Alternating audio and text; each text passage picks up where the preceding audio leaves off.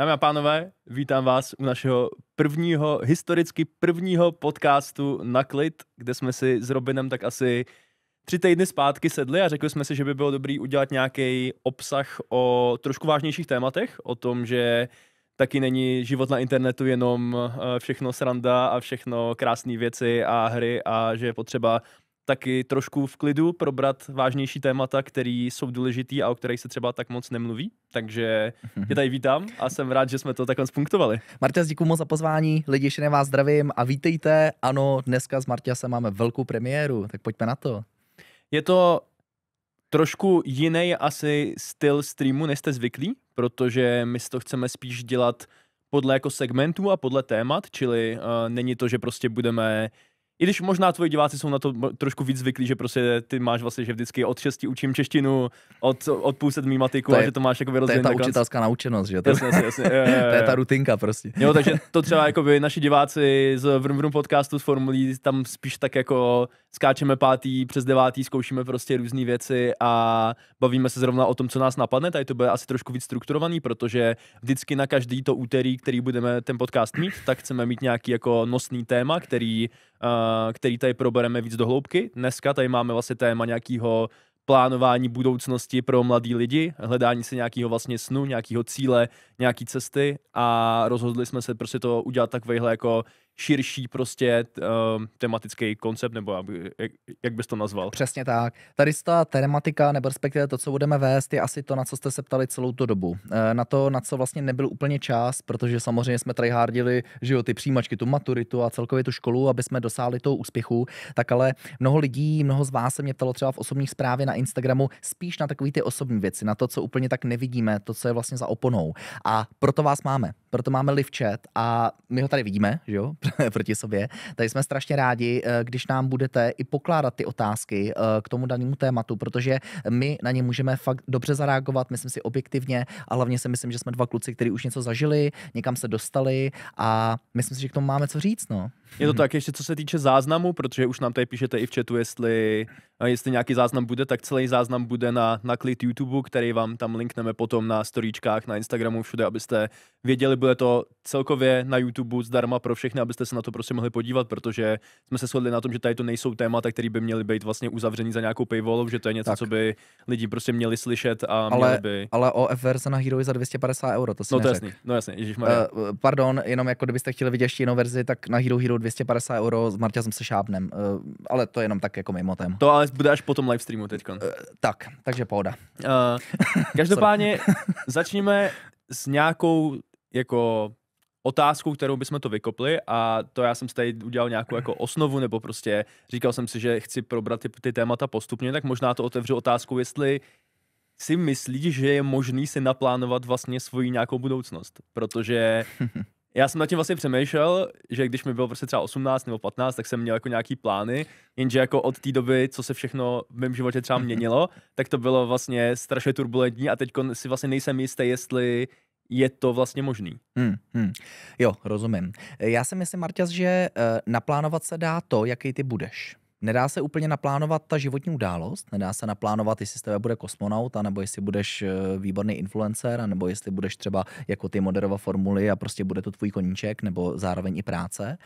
To si myslím, že se nedá naplánovat, ale myslím si, že si můžeš nastavit ten morální kompas, říct si vlastně, kdo jsi a kým chceš být a kdo budeš a za to zodpovídáš opravdu jenom ty a i kdyby jsme se mohli do nekonečna vymlouvat na to, že třeba nás okolnosti nějak mění, což je možná jako z části pravda, tak ale to, jakými v budoucnu budeme, tak to už je jenom na nás. Takže já si myslím, že tu budoucnost můžeme ovlivnit ne těmi událostmi, ale tou povahou. Jaký chceme být.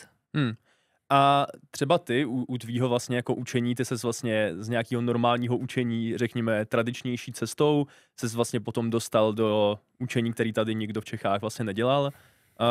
Měl jsi tam vlastně nějaký ten jako velký, vyšší cíl, řekněme, něco, co si tak jako podvědomě měl prostě v hlavě a kam si jako směřoval, i když ty kroky byly, i když jako to mohlo být nějaký krokolomný, mohlo to být nějak jako vlastně, že ta cesta tě mohla jako vysvádět různýma jako stezkama, který si třeba neměl úplně probádaný a měl jsi tam jakoby ten jeden jako nějaký vyšší jako cíl, kterýho si chtěl nějak dosáhnout, nějakou jako vizi? Jo, 100%.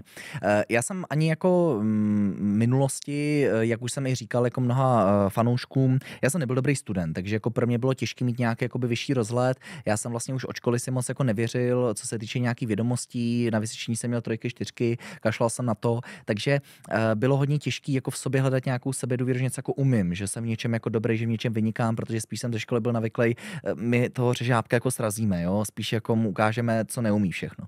Ale co jsem v sobě vždycky měl a čeho jsem chtěl dosáhnout, já jsem věřil tomu, že mám nějakou sílu slova.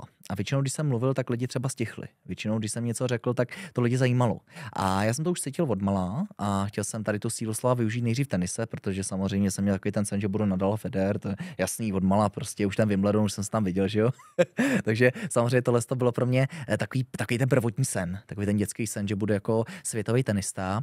Z toho se šlo tak jako trošku, protože samozřejmě pak už přijde ta dospělá realita, kdy si uvědomí, že vlastně jakoby ses narodil v paneláku v Českých Budějovicích a že jakoby na to stát se výborným tenistou potřebuješ i rodiče, kteří třeba mají už nějaký základ a jsou schopni ti vybudovat ty možnosti.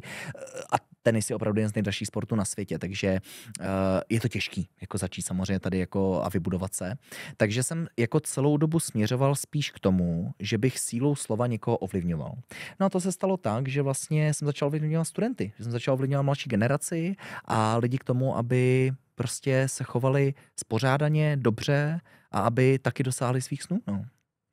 No a když vezmu nějakou jako cestu na tom Gimplu, řekněme je nám 15-17 let, jak vlastně přistupovat k tomu dalšímu kroku. Protože já jsem vždycky se třeba osobně jsem se snažil přemýšlet nad těma věcma, takže třeba ta škola pro mě vždycky byla jenom jako nějaký prostředek k dosažení potom nějakého cíle, který byl až jako za ní. Vím, že je hodně lidí, což mě vždycky potom jakoby mrzí, že hodně lidí má to, že vlastně dokončit tu školu je ten hlavní cíl. A to pro mě vždycky bylo jako OK, dokončím školu, ale co to teda pro mě jakoby znamená dál, jakože vlastně jakmile skončí ta škola, tak mi člověk podá diplom a já vlastně se druhý den probudím, tak co to vlastně znamená. Takže já jsem se snažil vždycky s tím nějak pracovat víc, jako co přijde potom. Ale otázka je, jak si tady to nastavit, když je ti 15-17 a třeba jako to možná pro vás v chatu někdo prostě třeba teď trošku tápete, že třeba nevíte, jaká je ta správná cesta, kudy byste měli jít, co by vás měl bavit, jaká je ta jakoby náplň. Máš nějaký kroky, kterýma by se jako šel, nebo nějaký jako, jak se nad tím jako rozjímal? Ale jasně. V těch 15 je strašně těžký stanovit si budoucnost, říct si, jako kdo vlastně jsi, kým budeš, to prostě nejde, nevidíme do budoucnosti a jako co se týče tohohle nastavování si cílů, víš, já se vrátím zpátky asi k té povaze. Ty můžeš rozvíjet svoje vlastnosti, svoje silné stránky a třeba jako jsem mluvil o tom, že jsem cítil, že mám sílu slova, tak jsem se snažil rozvíjet tu sílu slova, mluvit líp, mít lepší rétoriku, předávat lepší třeba vědomosti, anebo respektive mít třeba rozvíjet i tu empatii v těch lidech a snažit se jako jim líp třeba naslouchat. Takže jako myslím si, že v těch 15, 17 až 17 nejde si říct, k čemu nám ty papíry budou, k čemu nám ty školy budou. To prostě nejde, to se nejde stanovit. To je něco, kam tak daleko nevidíme a samozřejmě, jak už oba dva víme, tak jsme chodili na 8letý Gimpl, taky na 8 letý, že jo? Takže známe to dobře, tohle peklo, že jo? 8 let jsme fakt jako studovali těžkou školu a vlastně jako jediný, čemu jsme byli vedeni, dodělej to a máš maturitu. Ale nikdo z nás už úplně neřešil, jako co s tou maturitou dál. Vlastně tam jsme byli jako zaseklí. Takže jako ve finále já si myslím, že ano, nemůžeme úplně tak jako si říct, k čemu nám ty papíry budou, ale dobrý je se soustředit na svoje silné stránky a v těch pokračovat a ty se snažit budovat. Je zajímavý, že ty samozřejmě se v tom školním systému vyznáš jako víc, co se týče toho, že asi jakoby slýcháš od lidí víc, jak to funguje. Já už samozřejmě, jak už jsem z toho jakoby systému pryč, tak už člověk s tím jako velmi snadno ztratí vlastně nějaký ten jako nějaký pojem o tom, co se tam vlastně děje. Ale pro mě, co mi vždycky třeba na škole hrozně chybělo, a já jsem jako samozřejmě strašně třeba vděčný, že v rodině jsme tady to jako řešili hodně, jako nějaké to směřování, kam potom ten člověk jako jde vlastně dál, hodně jsem to s našima řešil, ale vlastně mi přijde, že v té škole by jsem asi oželil týdně hodinu chemie na to, aby si se mnou tam třeba někdo sedl a řekl, tak co bude po té škole, prostě kam to bude, prostě, nebo co tě baví. A ne asi nutně jako co tě baví, ale v čem jsi dobrý, prostě. A kudy bys měl jít a přijde mi, že to v tom školství dost chybí, ale možná už se třeba jako pletu, že už je to třeba jako lepší, ale možná ne. Nezlepšilo se to, protože ona tam, Marťa, chybí ta individualita a ta je strašně potřebná. Jako, co nám chybělo? My jsme všichni šli na předmět chemie, bylo nás 30 ve třídě a všichni jsme jako čekali, že prostě všichni budeme tu chemii umět na jedničky, dvojky a tohle byla ideální představa té učitelky. Ale jak to? Co to je jako? Jak to, že by tam tohle má být ideální představa? Teď každý nemusí být dobrý v chemii, každý nemusí být dobrý ve fyzice. A já jsem třeba rád, že jsme pak v tom třetíku a čtvrtíku už měli nějaký semináře, který už se nikde na těch školách dělají, že samozřejmě musíš si jako vybrat jeden ze seminářů a na ten třeba jdeš a je to nějaký ten konkrétní seminář, jo? Nepiknul jsem se úplně nejlíp třeba. Já jsem si jakoby vzal jakoby matematický seminář, kde jakoby, když jakoby začali být jakoby matice and stuff, tak jsem si jako říkal, co jsi to provedl, kámo? Já bych tam šel radši zpívat do sboru, prosím. Co to provedl ten člověk? Je normální? Ty jako matikářský seminář tam jsem jako prošel jenom, protože byl pan profesor na nás moc hodnej. Marťa, jsi se strestal normálně dobrovolně. Bylo to hrozivý. Ty vole, OK. Hele, jasně, ono jako je těžký si vybrat ten seminář. Je samozřejmě těžký jako říci, hele, tak já nevím, já v té matice prostě asi třeba mi to jde, mám třeba 2, tak možná ten matematický seminář pro mě bude dobře. Jasně, je těžký se jako rozhodnout v téhle chvíli, ale pořád si myslím, že už jako třeba cítíš, jestli jsi jako humanisticky zaměřený nebo spíš vědecky zaměřený. No já ti třeba řeknu jako ze svého pohledu, že jsem věděl, že vědecky zaměřený nebudu třeba, jo, protože matika, chemie, fyzika, když jsme tam měli prostě Václava, to byl náš jako nejlepší žák a člověk, který vyhrával světový olympiády. Pamatuju si ho, jasně. Vaška si pamatuješ prostě. Tak dneska dělá ve Švýcarsku, víš věce, jako by ta je úplně kapacita jako kráva. No a tenhle ten kluk prostě tam už jako víš, že když se vedle něj stoupneš, že ty tam nemáš jako to kolečko víc. Víš, už jako cítíš, že asi nejseš úplně tak nastavený. Takže třeba už se vydáš jako tím směrem třeba toho sportu, tím humanistickým oborem. No jo, ale to je právě to. Já si myslím, že by právě měla se ta dospělost toho učitele využít tomu, že by se víc mělo zaměřit na tu individualitu. To znamená, jako ptát se jednotlivě těch žáků, kým chtějí právě být, nebo co chtějí právě dělat, co je baví, co je nebaví, kde se vidí, jaká je jejich silná stránka, ale to se neděje. My se učíme psychologii, nebo někde možná je předmět psychologie, ale tam se učíš o Freudovi. Ale psychologie neměla být o Freudovi, o tom, aby jsme se učili jenom teorii psychologie, ale o tom, aby jsme vůbec věděli, kdo my jsme. Ale kde se nás na to na škole jako ptají? Zeptal se nějaký učitel jako takhle, jako do hloubky, půl hoďky třeba, kým chceš být? No vůbec, že jo, tak protože na to tam není čas, protože těch dětí jako tam bylo hodně a ani na to vlastně nikdo nebyl daný. I když teďkon na vlastně našem gimpu, ze kterého oba dva pro nějaký kontext vlastně, já jsem o 3 roky mladší než ty, něco takového. Myslím, že, no prostě chodili jsme každopádně na jako stejný gimpl, takže máme jakoby stejný prostředí toho, co vlastně stejný profesory a tak dál. Teďkon vím, že se tam zavádí a já tam do školy vlastně jednou ročně chodím, že vlastně je tam vlastně den ex-studentů gymnázia, kam vlastně chodí absolventi vysoké školy nebo studenti vysoké škol a ty studenti si vyloženě jakoby zapisujou, ke komu chtějí jít se podívat na nějakou jako jeho osobní přednášku, kde on jakoby mluví vyloženě o tom zaměření, což je jako iniciativa tam jednoho profesora Vaška Kuneše, který vlastně to celý takhle jako už dělá asi 2 roky a to je super, to mi prostě přijde jako strašně potřebná věc a vždycky jako já tam mám třeba 30 lidí, kteří se mi tam jakoby chodí prostě se jako podívat na to prostě vystudovaný marketing a tady ty věci, že je to jako zajímá, ale že vlastně si nemají kde jinde jako získat informace, že prostě přijdou na tu přednášku, pak tam se mnou sedí, povídají si a je to jako strašně příjemný, ale když já jsem studoval na Gimplu, tak to tam nebylo. A strašně bych to vlastně v té době ocenil, protože třeba já o svojí výšce jako marketingu jsem nevěděl, dokud jsem se o tom nebavil s našima, myslím, kteří říkali, hele, tady to vypadá jako zajímavě. Já jsem si říkal, no tak jako chci něco humanitního, ale zase asi jako ne tak moc. Tak asi půjdu na nějaký jako marketing na prostě VŠEčko, prostě na ekonomku, že musím mít trošku i tu matiku a byl jsem z toho takový, prostě jako nechceš, jo. Jasně, jako chápu tě. Ono, to, o čem ty mluvíš, tak si myslím, že takový té nadšení toho jednotlivce, jo. Ale problém je, že on ten jednotlivec má pro to teda to nadšení, začne s tím nějak, ale kolik lidí tím reálně osloví, jo. On to dělá na té škole, osloví tím desítky studentů, dělá to teda pro svůj vlastní radost, že jo. Vydá to hodně energie, zabere to hodně času, než tohle všechno dáš dohromady, ale potom ve finále vlastně kolik lidí dalších učitelů se toho výsledku chytne, nebo respektive tady té práce, tohohle projektu. Jo. A to je přesně to, co si myslím, že je problém v tom školství, že vlastně tady ten názor, nebo tady ten projekt by měl přijít ze zhora. Ne od jednoho učitele, ale ze zhora. Aby se prostě stalo, že přesně jak ty říkáš, místo jedné chemie, která by se ožilila, tak by byl třeba seminář seberealizace. A proč to není? Proč není seminář seberealizace? Vem si, že jednou týdně by učitel přišel do jedné třídy mezi 20, 25, 30 lidí. Byl by prostě normálně školený z vysoké školy, jako člověk, který má nějaký základy psychologie, sociologie, nějaký motivace, já nevím čeho prostě. A tenhle člověk by tam jednou týdně chodil do každé třídy, navštěvovali a povídal si s nima o tom. Já ti říkám, že kdyby to dohromady dělalo třeba 40 hodin ročně, jak by ty lidi byli nastavený jinak. No to určitě. Myslím si, že by to hodně měnilo i jako budoucnost obecně a rozvoj prostě té mladé generace. No. No, tady se mi líbil jeden komentář, kde vlastně tady píše jeden tvůj sledující, já jsem zaměřený na LOLko a CSko. A je to dobře.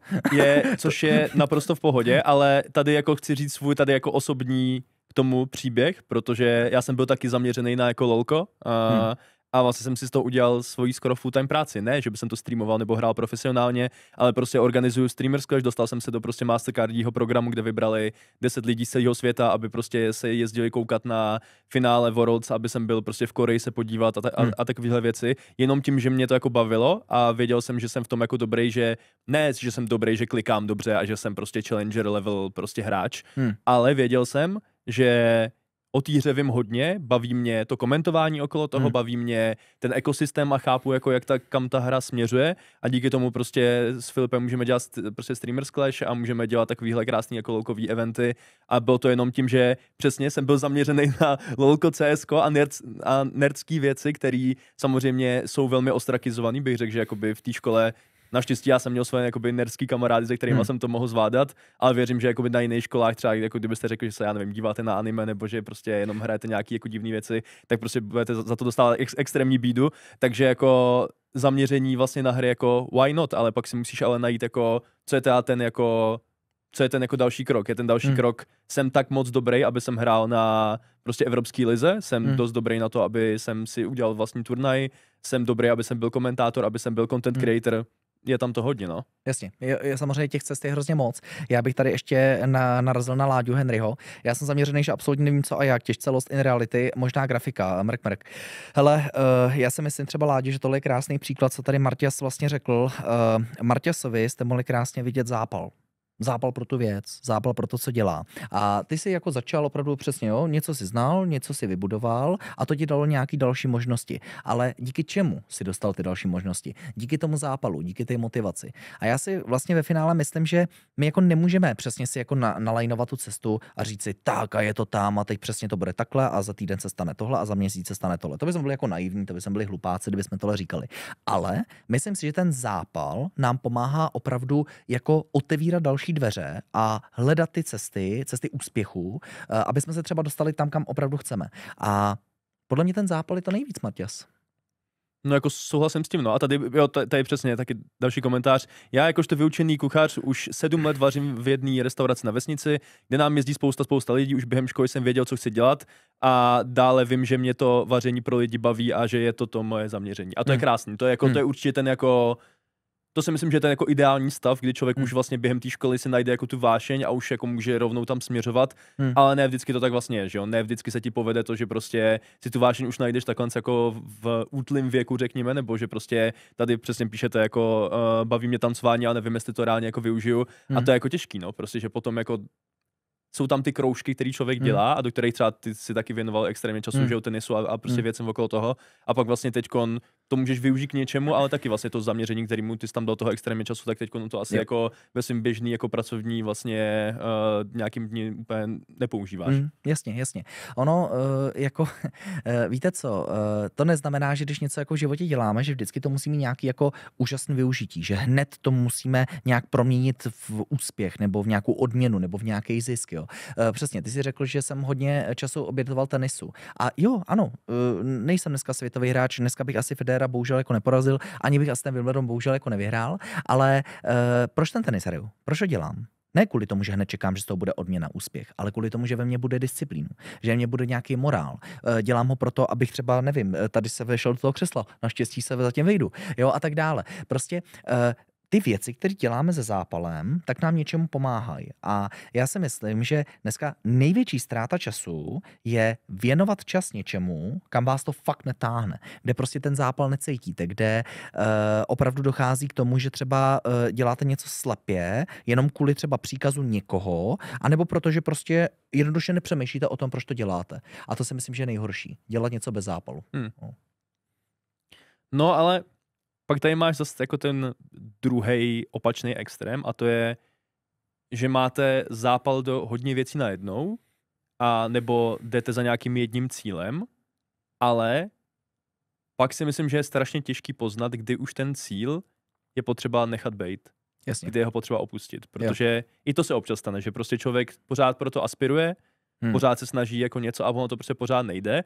A samozřejmě máme tady jako úspěšný příběhy lidí typu režisér Squid Game nebo ten, kdo vytvořil Squid Game, tak tomu vlastně bylo 38, 40, když prostě to jakoby konečně vyšlo. On 20 let prostě se tam pořád snažil chodit za Netflixem nebo za někým, že to fakt dává smysl a pak po extrémně dlouhé době mu to najednou prostě vyšlo a teď je to samozřejmě největší globální Netflixová série, největší hit, ale jak ty si třeba poznal, že nějaký cesty, kterýma si šel, že už tudy fakt ta cesta jako nevede? To je hezká otázka, protože tohle ti můžu říct třeba k tenisu. Přímo tam ti to může přirovnat, jo. Jasně, já jsem jakoby dlouhou dobu vlastně hrál tenis, nebo hraju do teďka, že 20 let a já jsem se tenisem nějakou dobu živil, ale vlastně byl to pro mě jenom taková brigáda, bylo to pro mě jenom takový jako ježdění třeba někam na nějaký miniturnaj, kde jsem vyhrál třeba 100 €, z toho jsem se zaplatil nádrž a dal jsem domů, jo, takže prostě jakoby v finále to byla třeba 0-0. A ono jako já si myslím, že ten člověk pozná, že ta cesta jakoby už není tak dobrou cestou ve chvíli, kdy ti něco začíná chybět. A mně začínalo něco chybět. Já jsem začal zjišťovat, že mi vlastně jakoby, že ten tenis už jakoby a ta cesta mi nedává tolik, kolik potřebuji k tomu, abych žil šťastný život.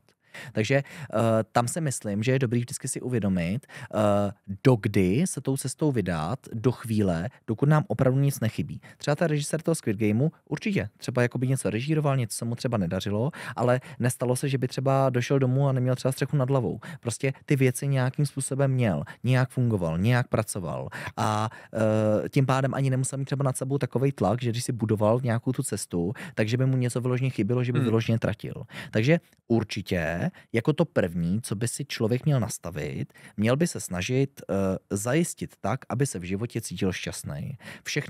Všechny ty hodnoty, kterých chce dosáhnout, nebo respektive to všechno, co potřebuje k tomu, aby žil normální, spokojený život, tak se nejdřív vybudovat.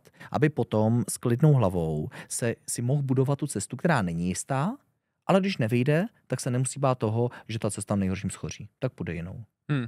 Pak to jako další k tomu návaznost je, když máte hodně snů, že máte hodně koníčků, jako je spousta dětí, které jsou vedený k hodně věcem najednou, ať prostě zkouší ty věci, že jo, a pak vlastně je dost častý, že ten člověk prostě zůstane u třeba 5-6 věcí a dělá tak nějak vlastně všechno. Nic, řekněme, extrémně na třeba vrcholový úrovni, ale vlastně jako je tam toho hodně. Co s ním potom vlastně jako dělat? Jako jaká je tam ta správná cesta toho říct si, OK, tak teď to já zkouším jedno a pak zkusím druhý, nebo jako dávám si teď měsíc a měsíc, nebo budu všechno na jednou. Přijde mi to, že to je potom jako strašně těžký, když člověk má jako chuť do hodně věcí, což třeba nevím, jestli vy třeba v chatu máte, jestli se vám děje, že máte jako hodně zájmů a spíš nevíte kam, nebo je to spíš, že hledáte ten jeden správnej, protože já vlastně jako nevím, jak to mají teď momentálně studenti, jestli je to, že těch výjemů a věcí, které je na ně vlastně tlačeno, je jako hodně a oni vlastně neví, co z toho si vybrat, anebo jestli je to jako nejsem si jistý vůbec a hledám ten jeden. Ale já si, Marťa, myslím, že je to ráno rodiči. Tohleto, co jakoby tady ty cesty, které jako máme, nebo respektive ty dveře, které si otevíráme, tak odmala to začínají dělat rodiče. My úplně v 5-6 letech nemáme moc možnost jako sami si nastavit jako cestu a určit si jako to. My jsme rádi, že jsme se tady na ten svět narodili, že poznáme věci. A naši rodiče jsou ti, kteří nám otevírají ty dveře. Problém je, že co říká Jarda Jágr, a jako já se toho často tohohle mota držím, protože je to známý moto, je to až takový jako klišé, nesedět. Já to řeknu dneska slušně, zadkem na 5 židlích prostě nejde. Prostě to nejde. Nemůžu být super streamer, nemůžu být super moderátor, nemůžu být super řemeslník, super doktor a super právník. Prostě to nejde. Není to možné. Jako ono je fajn třeba nebejt člověk, který jakoby třeba se vydává jenom jednou cestou a prostě věří na 100%, i když kouká do tmy a třeba vůbec neví. Je určitě dobrý třeba mít nějaký koníček a třeba nějakou seberealizaci jako tuhle tu cestu, ale rozhodně je dobrý časem jako umět vyfiltrovat ty cesty, které nám třeba víc berou, než dávají. A hodně mi pomáhá, co jsem třeba dřív dělal, když jsem si potřeboval jako v hlavě nastavit, jak vlastně ten život vedu a něco mě třeba jako štvalo, tak jsem si často třeba nad tím zamyslel, řekl jsem si tak a v tomto bodě ta věc, kterou dělám, víc mi bere anebo dává. A kolikrát jsem zjistil, že mi třeba dává opravdu jenom 20% a bere 80%. A v tu chvíli jsem udělal to zásadní rozhodnutí. Takže občas se lidi prostě zastavte, sedněte si a řekněte si, fakt mi to víc dává, než bere? A jakmile budete mít víc než 50%, že vám to bere, tak už bych se na to vykašlal. No tam samozřejmě musíte už potom jako i ten brát tam asi za mě aspekt toho času, že když už to děláme jako třeba 4 roky a furt se to jako nikam nehejbe, nebo ten progres toho je tam jako minimální, tak taky asi to je nějaký jako faktor toho, že jako nenutně to asi musí brát, občas je to taky jako OK, ale vlastně není to jako skvělý prostě, což je taky takový ten, jako, že vlastně ta stagnace toho je taky asi nějaká jako věc, která je těžká. Co se ještě potom týče, tady už se jako chci zase víc přesunout k studiu a vlastně tomu, co nějakých našich osobních zkušeností, co nám vlastně škola dala a vzala, co se týče tady toho jako plánování a věcí okolo toho. Jak ty vlastně bereš školu teď jako institut, nebo jako zpětně, už samozřejmě je to nějaký pár let, co si vlastně skončil, že jo? Pro mě už to jsou jako nějaký 2,5 roku, co jsem vlastně skončil s vejškou, takže je to už taky nějaká jako doba, už to taky vnímám s trošku jako jiným odstupem. Jak ty vlastně vnímáš tu školu teďkon momentálně jako institut, který tě někam jako třeba posunul? No, hele, to je, Marťas, hodně těžký, protože já vím, že škola je samozřejmě důležitá, určitě jo. Nemyslím si, že škola je špatný institut, že to automaticky znamená, že máme žít v jeskyni a prostě od 7 let se naučí, kolik je 1+3. Já si myslím, že opravdu, a třeba jak už jsem hodněkrát mluvil a říkal jsem to na streamu, ono třeba osnova základní školy si myslím, že je velmi dobře nastavená, protože třeba opravdu nás těch 9 let v češtině učí hodně gramatice. A to si myslím, že je strašně důležitý. Protože, co si budeme povídat, už třeba v té češtině prostě máš nějaký předsudky, jo? Vidíš nějaký komentář na Instagramu nebo na TikToku, někdo udělá třeba 4 gramatické chyby, napíše, já nevím, třeba ve slově třeba bydlet měkký i, a už to jako člověka bolí, jo? Už jakoby cítí, že ten člověk je trošku jako tak jako za nějakou zdí, že třeba jako úplně nevnímá svůj vlastní jazyk a už máš třeba nějaký předsudek, jo? Takže já si myslím, že třeba ta osnova základky je hrozně fajn a že jako v tomhle ta škola je opravdu dobrá, protože nás učí takovým těm základním věcem, proto je to základní škola. A myslím si, že opravdu 90% věcí v životě opravdu využijeme. Jo? Já si ale obecně myslím, že největší zlom a největší problém přichází na té střední škole. Protože tam už ten člověk přece jenom jako dosahuje té dospělosti a už tam i překročí dokonce. Už je mu 18 let, 19 a už najednou vlastně čekáš, že ten člověk se bude vydávat nějakou cestou, hledá se a už není dítě, už samozřejmě jako potřebuje si trošku tak vyfiltrovat, kde se jako člověk bude třeba pohybovat. A tam si myslím, že už ta škola opravdu jako naráží na takový těžký šutr, nebo respektive táhá za sebou jako takovou kouli, protože vlastně tam už by se s tím člověkem měl pracovat úplně jinak. Ne na základě vědomostí, mělo by se ubrat na tom učení těch jako zbytečných vědomostí třeba z chemie, z fyziky, z zemáku, z biologie, já nevím čeho, a mělo by se to už víc zaměřovat opravdu na to rozvíjení té seberealizace. Takže dneska školu vidím jako věc, která je životně důležitá, ale musí se s ním pracovat a hodně se s ním pracovat. Já jako třeba, co se týče vejšky, tak pro mě byla vlastně extrémně fajn v nějakým jako lidským kapitálu, když to tak řeknu, čili setkání se se zajímavýma lidma, se kterýma jsem tam byl. To si myslím, že mi jako dala ta vejška úplně nejvíc, protože to, co jsem se tam už učil, protože prostě je humanitní obor marketingu, to, co se tam učíte 3 roky, tak to se naučíte za 14 dní v reálné praxi. Protože on ten marketing je složitý, samozřejmě je k tomu nějaká historická věc, osnovy kolem toho, co se s tím jako dá dělat, ale co se týče té každodenní praxe, to se opravdu člověk naučí za jako velmi krátkou dobu, aspoň na nějakým jako základním levelu. Ale co se nenaučím nikde jinde, je třeba to, že my jsme na vejšce měli speciální facebookovou skupinu jenom pro absolventy, nebo pro studenty, kam se dávají pobídky na práci v marketingu. Čili všichni hiring agentury, firmy, které potřebují nějaký marketáky, tak ví o té skupině, kde je třeba 12 lidí. Okay. A prostě první inzeráty, který hážou, tak hážou sem, protože už rovnou ví, že tam jsou předvybraný lidi, který třeba tu práci můžou získat. Jo. A to je třeba něco, co prostě si jakoby člověk nekoupí mimo. Prostě to je jakoby, tam opravdu ona to schvaluje jakoby děkanka, prostě ty lidi, kteří tam jako jdou, a tam se prostě člověk nemůže dostat nějak jinak, než že tam prostě reálně byl student té školy. A já jsem tam vlastně našel třeba všechny jakoby práce, svoje první třeba dvě, tři práce jsem si našel vlastně jako přesto, protože to bylo to nejsnažší, kudy to šlo. A to mi přijde třeba super. To je úžasné. Ale pak, co se týče té jako samostatné školy, tak vlastně tam jako z těch předmětů, OK, tak prostě tam jsem 5 let jsem studoval, jsem magister, super, no tak jakoby.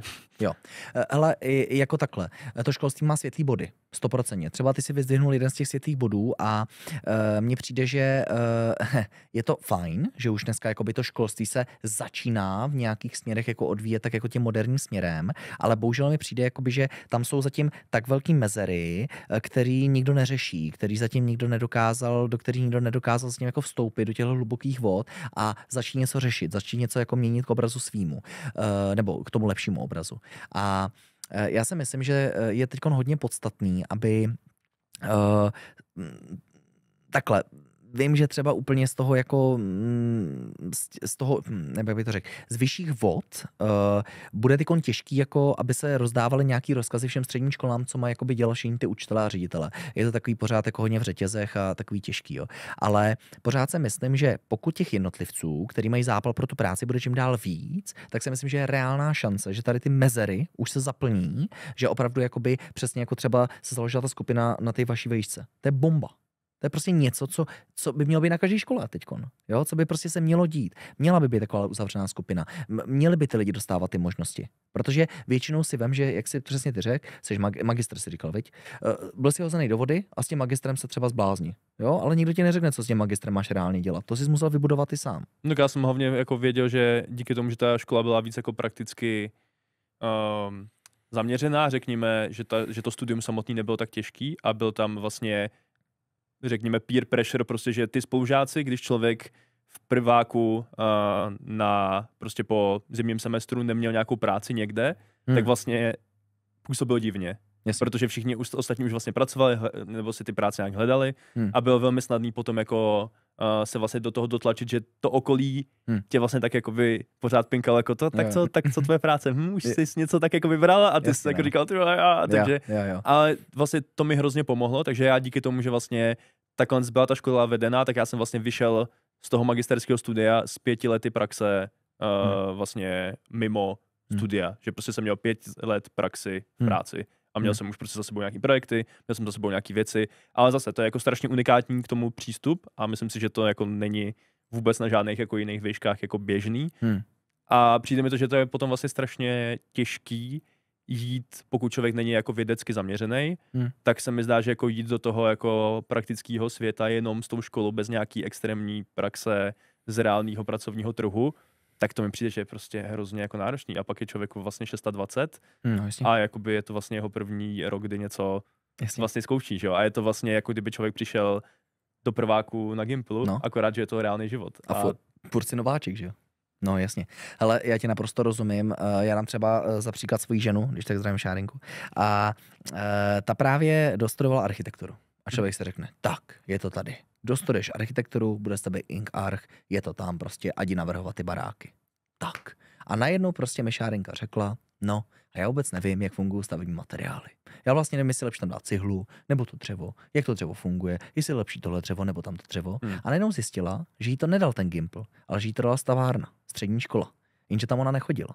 Takže najednou ty stavaři, co vyšli, tak znali daleko víc, než ona z té architektury z vysoké školy i z toho Gimplu, že jo. Oni věděli daleko víc. A to je přesně ono, že vlastně ve finále, teď se tě vlastně můžu rovnou zeptat, jako, co ti dalo víc? Praxe ze školy nebo praxe z práce? Dal mi 14 dní praxe v agentuře v prváku mi dalo víc než 3 roky studia v marketingu na bakaláři. Co se týče jakoby reálního hození jakoby do té vody. To je strašný, kámo. No ale je to jako reálný. Jakože samozřejmě, ano, dělá to ze mě komplexnější lidskou bytost, že mám že mám povědomí o nějaké jako historii, odkud kam to lidstvo jako by šlo, co se týče tady toho jako marketingu, jsem třeba o dost víc jako senzitivní na takový ty podprahový věci, co se týče propagandy, PR, marketingu, jakože chápu ten jako širší perspektivu a to si myslím, že ta škola mi fakt jakoby dala nějaký tady ten jakoby základ toho, že jako rozumím tomu, jak tady ty praktiky na lidi fungují a jak tady ten jako tlak přes třeba ty sociální sítě na lidi jako funguje. To si myslím, že do nás fakt vtloukali dostatečně. Ale co se týče praxe, jakože přišel bych do marketingové agentury ráno do kanclu, tak to, co jsem tam naučil za 14 dní, za měsíc, tak to je o dost víc, než co jsem se naučil za ty 3 roky. Což je prostě asi smutný. To je crazy prostě, kámo. To jako, co si budeme povídat. No, super. Já jenom přečtu ještě nějaký to. To jsem přesně řešil teď, po 6 letech podnikání, měním směr, už mi to více bralo, než dávalo. Jasně. A já si myslím, že to je strašně podstatný fakt.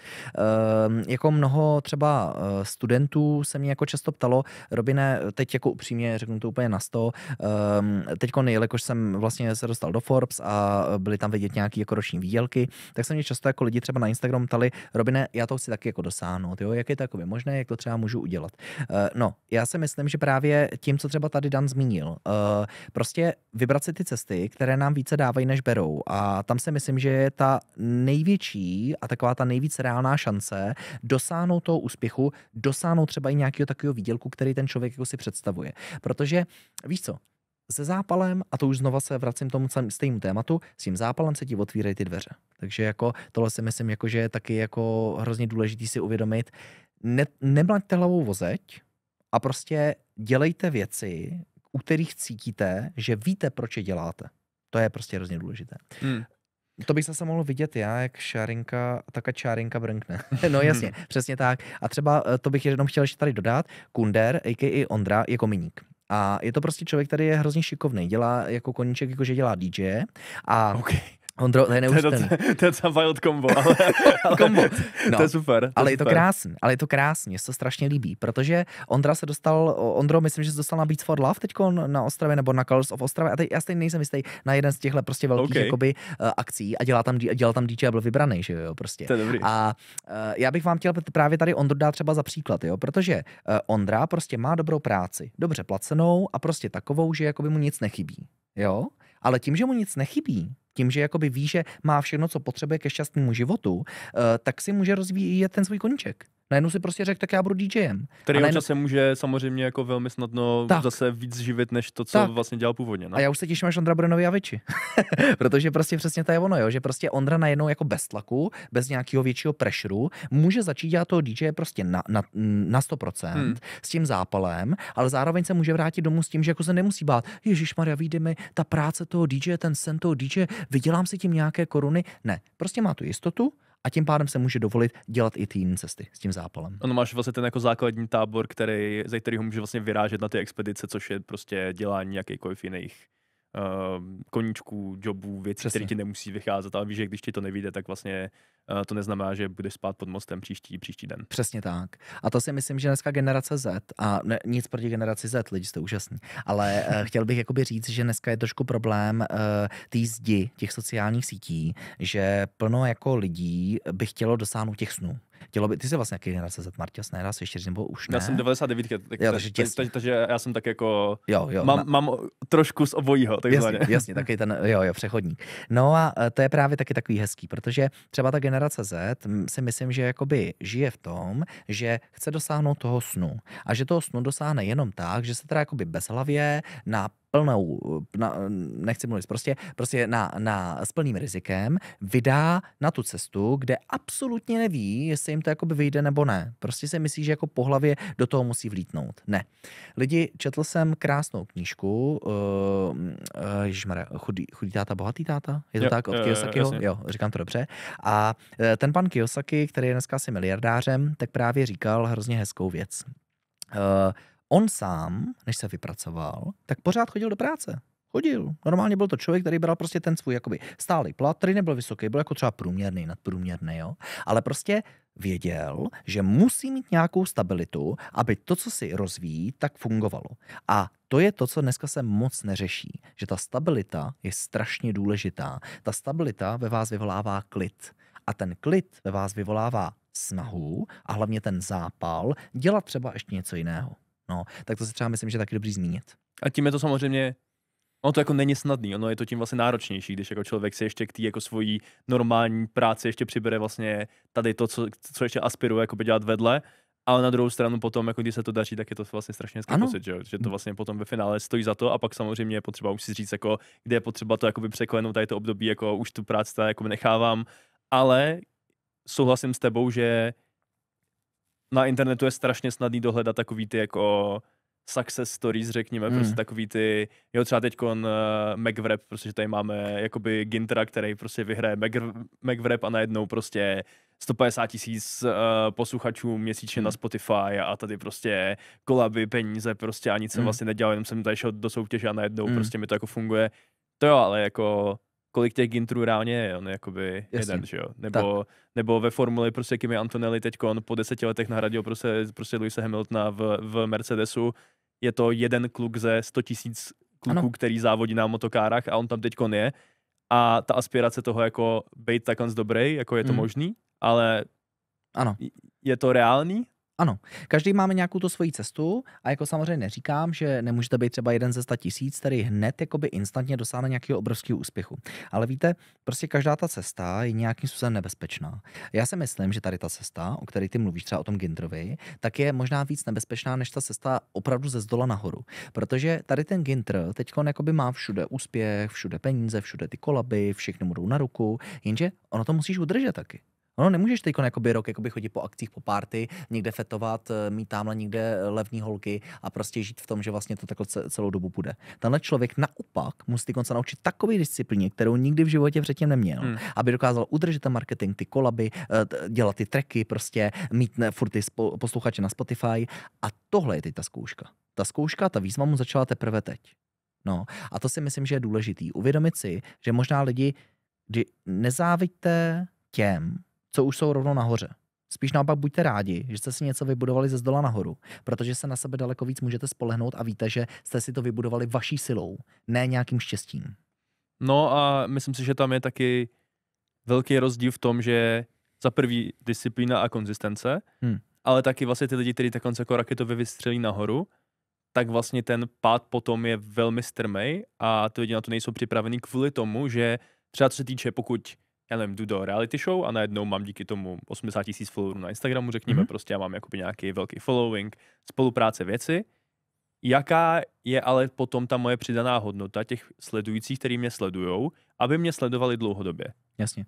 Tam ti vlastně chybí, ti tam vlastně chybí ten jako produkt nebo tu přidanou hodnotu typu ty učíš lidi, já se snažím dělat prostě zprávy a informace a předávat lidem prostě nějaký jako nějaký prostě zajímavý novinky, které si třeba jako nikde jinde nemůžou vzít a vím, že prostě tady to, když budu dělat, tak tam vždycky se jako najde někdo, komu to bude připadat zajímavý. Jenže vlastně jako kdyby jsem já teď končil, nebo ty si šel do reality show, najednou bychom měli násobný following lidí, tak už ale máme něco, co jim jakoby můžeme vlastně předávat a pořád tam máme vlastně ten produkt, který jakoby pokračuje dál, že jo. Není to vlastně, že najednou to máme vystudované vlastně vystavěný ten základ toho baráku, máme na tom, byli jsme v reality show a teď mě sledujte, protože jsem skvělý kluk. Jasně. To jsou takový ty, říká se tomu třeba Rytmus, to řekl hezky, to jsou takový ty sezónní celebrity, jo, takový ty sezónní jako lidi, který vlastně opravdu na sezónu se stanou jakoby ultra slavnýma třeba, ultra úspěšnýma, jako v uvozovkách, jako že jim všechno jde na ruku, ale zase je to přesně o tom, jestli jako se ten člověk udrží jako sezónní celebrita a pak se na to vykašle, jako třeba lidi z Love Islandu a tak dále, anebo to prostě bude člověk, který opravdu dokáže třeba tady ten úspěch využít jakoby nějakou dlouhodobou snahu se zviditelňovat. Jo? Samozřejmě, jenže tohle už je takový to rozhodnutí, kdy už si musí říct, opravdu chci jako pracovat třeba víc než ta většina, chci jako proto udělat daleko víc, chci se teda jakoby stát skoro workoholikem, abych si udržel takovou sledovanost, takovýhle úspěch, tyhle ty spolupráce. A právě tam už jako hodně záleží na tom, jestli třeba do té reality show si šel a ze štěstím se vyhrál, anebo tam šel jako nastavený člověk, OK, tohle to bude můj job, já budu třeba influencer. No, když teď pomineme influencery a vrátíme se trošku zpátky na zem, co se týče skončím školu, nebo studuju a k tomu si hledám první práci. Co je za tebe zdravý očekávání od tvojí první práce? když si chci jít hledat jako první práci, jako třeba po škole, jo? Zdraví očekávání, že když tam, a zase se vracím k tomu samému, a teď možná už to bude znít vtipně, jo? Ale když tam půjdu, tak tam jdu se zápalem. Znamená, prostě do té práce půjdu a budu cítit, že mě ta práce baví. Budu cítit, že do té práce jdu. Já jsem se třeba bavil s nejlepším kamarádem Tadeášem, který ho moc dobře znáš. A ten právě dělá marketing. Jo? Dělá právě jako marketing pro firmy, třeba pro knihobota a tak dále a dělá jim velký obraty. To je člověk, který přijde a chce se mnou o tom biznisu bavit. Prostě cítím, že ho to baví. Přijde a řekne, kámo, hele, teď se povedlo tohle a tamhle to. A ty to z ní cítíš. Ty to na něm vidíš. A to je sen. Vem si, že jdeš do práce a ta práce tě baví. To znamená, o té práce, jako jasně, že každá práce má plusy a mínusy, i ta moje. A i když jako samozřejmě miluji svoji práci, takhle vím, že občas mě ta práce sere s prominutím a nejradši bych jí spláchnul někam a už bych taky jako si řekl, tak a teď si dám měsíc pauzu. To je pořádku, to k tomu prostě patří. Ale tam v hloubi duše víš, že ji miluješ, že pro ní děláš všechno, že pro ní dejcháš. A já si myslím, že když už do té první práce jdeš, tak musíš vědět, že tam jdeš s tím, že tě ta práce bude prostě bavit. Že to se prostě vrátíš z té práce a řekneš, jo, to mi dává smysl. Já tam nechodím jakoby jenom pro peníze. Já tam chodím i proto, protože mě to nějakým způsobem baví a vidím tam budoucnost. Jako za mě, já jsem svoji první práci měl vlastně v marketingové agentuře, kde jsem byl rok a pak jsem byl vyhozený kvůli covidu, kde skončila ze dne na den 3/4 agentury, což pro mě vlastně v půlce druháku na výšce byl jako dost jako šok, že najednou já jsem myslel, že tady v té práci prostě budu jako díl a že bude to super prostě, ale jsem vlastně za to hrozně rád, protože já bych tam možná pak už jako spohodlněl a byl bych tam jako dlouho a kvůli tomu, že jsem vlastně byl donucen odejít, tak díky tomu jsem si mohl jít hledat nový místa, nový příležitosti a myslím si, že pro mě teď jako ty práce beru tak, že by jsem tam měl buď to získávat dostatek jako nových zkušeností a nějaký jako hard skill, soft skill, který se dává smysl.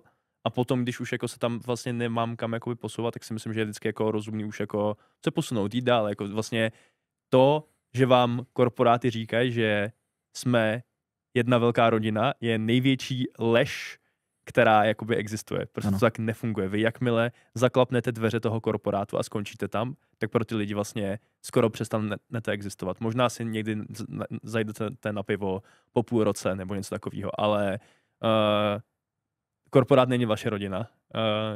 Vaše rodina je vaše rodina a žádný korporát to nikdy jakoby nenapraví. Jasně, pokud máte projekt, který budujete sami, tak tam to potom možná funguje. Možná tam s těma lidma potom trávíte víc času reálně než s vaší rodinou, ale taky se dost často říká, tvoji spolupracovníci se ti nelíbí, protože jsou atraktivní, ale protože s nima trávíš 40 hodin týdně. Možná na tom něco je. Mně se hrozně líbí to, co jsi zmínil, že korporát často dělá rodinu opravdu jakoby z toho týmu, jo, a je tam taková ta jakoby ta v uvozovkách atmosféra, jako my jsme jedna velká rodina. Já bych chtěl tomuhle říct jako jeden krásný příběh. Mám kamaráda tenistu, tak jako kolegu, a ten pracuje v Lenovu. V téhle společnosti. A byl tam chlapík, který pro to Lenovo dejchal. Opravdu jako proto dejchal na 100%. Vím, že tam byl kolikrát přes časy, ani nechtěl zaplatit. Prostě jako pro tu firmu byl schopný prostě fakt zdechnout. A mu stalo. On doslova opravdu byl v kanceláři a prostě normálně ho tam našli a konec. A myslíš, že mu někdo jako zatleskal, že mu někdo tam v tom Lenovo jakoby řekl, my ti děkujeme za tvoje zásluhy, za to, že jsi tam byl ty přesčasy, za to, že jsi budoval ty různé projekty, za to, že se snažil tvořit ten tým, za to, kolik jsi tam nechal prostě energie, času, úsilí, i přesto, že se tam říkalo, že Lenovo je jedna velká rodina, prostě ho uklidili. Za týden se po něm slahla zem a nahradil ho někdo jiný. A to si myslím, že je strašně fajn, co si řekl. Rodinu máš jednu. Rodinu nemáš práci. Všichni tam jedou za sebe. Všichni tam jedou za svý platy, za svý kariéry a možná tak si zajdete přesně na to pivo. Ale rozhodně to není o tom, že tam se tvoří nějaká jedna velká rodina. To si fakt pamatujte a hlavně jakoby nezůstávejte někde v té práci jenom kvůli těm lidem, jenom protože vám říkají, že jste jedna velká rodina. Protože když už vám ta práce víc bere, než dává, a k tomu už se zase vracíme, tak prostě je strašně důležitý uvědomit si, kde je ten konec a ne tam zůstat kvůli těm lidem, ale prostě odejít kvůli sobě, aby si šel dál. Tady potom je vlastně ta otázka freelance versus zaměstnání versus podnikání. Tady to je strašně těžká otázka, protože já už vlastně jsem si zkusil vlastně všechno a do toho korporátu vlastně já tam teď jako částečně jsem, aby jsem si zkusil, jak to funguje, protože mi to přijde jako velmi zajímavý, že člověk, dokud tam není, tak opravdu jako nevidí, jak moc občas absurdní to může být, ale v čem to zase jakoby funguje a v čem jako samozřejmě se tam točí obrovský peníze, protože ty korporáty jsou na to stavěný, aby prostě to tam jako fungovalo. Takže nějaký třeba asi jako moje doporučení je si prostě zkusit od každého jako trochu, pokud jako zase máte nějaký ten stabilní jako zázemí, ale třeba já jako nejsem úplně korporátní typ, mě to prostě ubíjí, nebo jako, ale zase potřeboval jsem si to zkusit, aby jsem to je dobře. Věděl, že to jako není pro mě. Stejně asi jako ty taky bys asi teď už nechtěl být vlastně jako zaměstnaný, nebo že by si dělal jakoby 9 to 5, to asi už není úplně tvůj styl. Nemohl bych, protože já v tu chvíli, co by mi šéf řekl, abych něco udělal jinak a mi se to nelíbilo, tak bych ho poslal už bohužel jakoby nemá na to trpělivost, jako abych poslouchal tu cizí autoritu takhle, že i kdyby mi řekl, jako i kdyby něco třeba mi nařídil a já věděl, že to je blbě, já bych nebyl schopný to už dělat. Prostě bych mu řekl, ale sorry, já končím. Vydržel bych tam 2 dny v tom korporátu. Už bych to nedal. No, jako a to samozřejmě, vy když si teď hledáte tu nějakou první práci, nebo budete to hledat, fakt doporučuju. Asi jako jedna věc, která za mě jako nemůžu tomu dát jakoby větší důraz. Zkuste už pracovat u té školy. Protože ten přechod ze školy do práce, i kdyby to měl být mekáč, co tady píšete v komentáři, i kdyby se měl jít pracovat do mekáče, tam se naučíte strašně věcí. Vy se naučíte, já jsem dělal 2 roky v gastru, že jsem byl číšník, dělal jsem na parkovišti, že jsem naháněl auta prostě na 3 konkurenčních parkoviští prostě u Červený Lhoty, tam byly 3 konkurenční parkoviště, já jsem tam mával u jednoho a snažil jsem se tam nahánět prostě lidi a jako naučilo mě to, ta práce s těma lidma tě to naučí jako strašlivě moc. A kdyby jsem tady to nedělal, tak si myslím, že jako mi to zase bude chybět teďkon v nějaký jakoby mojí normální práci, když si jako řeknu, co jsem se asi naučil máváním na parkovišti, jako asi nic, že jo, ale jako reálně těch věcí, které jsem se tam jako naučil, co asi mám sobě jako dodnes, je jako strašně moc, že? Ano, 100%. Ono jako, hele, ty lidi jako taky, jo, to chci říct, to je prostě to, co tady říká Marťas, zkoušejte si to. Prostě zkoušejte si tu práci, zkoušejte si všechny typy těch prací. Ono i v tom mekáči je strašně fajn si to vyzkoušet, protože přece jenom je tam nějaký kolektiv, je tam nějaká, prostě fakt tam jedeš, myslím si, že tam prostě makáš jako vůl, když ještě kurt, je tam na McDriveu jsou lidi a teď tamhle a teď na kase a teď všichni a teď to vidím, ne, jak tam úplně blázní kvůli kole, jo, s ledem, že ta je zero a ta ne a tamhle to, jo, prostě ono jako je strašně dobrý fakt si jakoby vyzkoušet třeba víc typů těch prací, protože hlavně si i vyfiltruješ, co tě vlastně reálně jako baví, jaký ten typ té práce třeba a jaká ta práce opravdu s proměnutím tě úplně, jo, a prostě to je podle mě strašně důležitý. Takže tě chápu naprosto a utvářelo tě to jako osobnost. No a podívej se, a třeba dneska díky tomu si tam, kde jsi, no. No to určitě, no. A jako třeba u toho gastra jsem si věděl, OK, pracuji tady 2 roky a už jako nechci pracovat v gastru. Jako je to, tak jako obdivuju lidi, kteří dokážou pracovat v gastru, protože je to jako tak strašně konstantní stres bez jako vlastně jakýhokoliv konce. To je fakt jakoby práce, že lidi tam jako nevidí ten aspekt toho, že kuchař prostě skončí v 8, v 9 a pak jde ještě nakládat maso do půlnoci na to, aby bylo v 6 ráno hotový a on prostě z toho dodělal ten jako pokrm, který je potom skvělý, že jo? A potom jako ta práce je vlastně strašně jako hustá a jako fakt oceňuju lidi, kteří to jsou schopní dělat, ale třeba tam já jsem zjistil, že to prostě dělat jako nemůžu, že to prostě není jako určitě něco, v čem se dokážu profilovat. No. A naprosto ti rozumím. Prostě je to důležitý, opravdu hledat ty cesty. Já právě tady jsem jenom čet, já jsem kuchař a tak dále. Heleďte, ono, já jsem třeba rád, že jsme tady jakoby zmínili různý typy těch prací, ale taky bych vám chtěl říct, ono, vy si musíte uvědomit, co taky od té práce a od toho života očekáváte, jo. Jako ono to, že nemusíte hned si jakoby říct, že já nevím, musíte mít ten 1 milion měsíčně, aby ta práce byla dobrá, jo. Prostě jako tady opravdu je hrozně důležitý si uvědomit, jestli prostě jste opravdu v té práci rádi a jestli máte pocit nějaký určitý seberealizace. V Maslowově pyramidě potřeb je seberealizace na prvním místě a prostě bez ní to nejde. Takže pokud tu seberealizaci v sobě cítíte, že jste k něčemu, že tady na tomhle světě máte smysl, tak si myslím, že už ta práce je opravdu dobrá. A jenom jsem chtěl ještě navázat na jednu věc ohledně právě tady těch jako platů a tohodle z toho. Já si taky bych chtěl říct, že všichni jako miliardáři, multimilionáři, majitelé velkých firem, všech se jich zeptejte, kde začali. On nezačal tak, že hned třeba vybudoval tu firmu. Kiyosaki nezačal jako člověk, který hned si nakoupil 5 nemovitostí. Všichni ty lidi začali třeba v nějakém korporátu. Vím, že třeba nějaký známý psychoterapeut začal jako uklízeč. A prostě je to v pořádku. Myslím si, že jako je v pořádku si zažít i takovýhle práce, aby ty lidi prostě poznali, kam chtějí směřovat.